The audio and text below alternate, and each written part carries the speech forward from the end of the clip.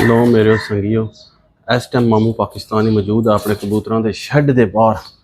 मामू पाकिस्तानी शैड के बाहर मौजूद है। तो ऑलरेडी पता तो लग ही गया होगा, पर दोस्तों एक बड़ी ट्रैजिडी हो गई है, बड़ा मसला हो गया है कि भी तो मैं ऑलरेडी दिखा चुका कि मेरे जोड़े बेबी पिजन जोड़े कबूतर ने बच्चे दिते सन, तो मैं निक्के वड्डे सारे साइज तो दिखाता रहा, पर उस बेबी पिजन के हो गया, कि मसला हो गया, कि ट्रैजिडी वो पेश आ गई, उन्होंने नज़र लग गई है, कि चक्कर होया है। पर मैं तुहानू दिखाना, तुसी वीडियो दे ना रहो कि मैं तुसी दसो कि इस मसले का क्या हल है कि भी साडा बेबी पिजन ज़ाया ना हो। आ जाओ संगी अंदर चलने, आ जाओ जी आ जाओ। ए तुहानू मैं अपने शैड अंदर लैके आ गया संगी। तुहानू मैं दिखाना, ए पहला तुसी देख लो, ए जे मेरे देख लो दो बेबी पिजन, ए इन्हां दे माँ बाप, ठीक है। ये तुसी ऑलरेडी देख चुके होवोगे, तो हूँ तो मैं कोल करके भी दिखा देना संगियो। पहला मैं बाहर कढ़ लैन दो कि भी ये चक्कर है।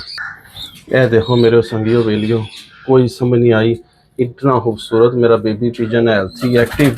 यह तक लो नक पूरे दे पता नहीं की हो गया। यह देखिए तुसी सारे देख रहे होगे, नक से सुरख जहा कोई दाना जहा निकल आया। तो जरा जना ये सारे दोस्त भरा मैं तुसी इस चीज़ का हल दो कि भी असा इस बेबी पिजन को कि ऐसी कोई दवाई दईए, इसका ट्रीटमेंट करिए कि भी इसका जरा ना यह मसला हल हो जाए जो सानू नज़र आ रहा है। तो बड़ी परेशानी बनी है, क्योंकि काफ़ी सारे लोगों ने इलम होंगे।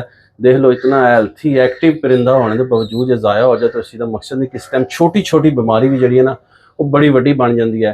तो बाकी जो किसी ने इलम है, कोई नुस्खा है किसी को, तो सानू जरूर दसो, असीं ते इलाज करांगे। तो जे ठीक होगा तो अल्लाह नूं अजरे अजीम अता फरमाएगा। तो बाकी तुसी लव ही हो गया, मैंने बड़ी परेशानी बनी है, कल का मैं देखा है, तो मैंने बहुत जो है ना मसला बने है।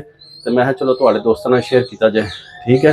ये लाजमी सारे दोस्त भरा दसियो कि भी इसका क्या हल करिए, कि भी इसका क्या मसला हल होएगा। कि कबूतर ने बाहर बबली पाई है, तक लो कबूतर ने बबली पाई जे इनू अंदर आ दिता है।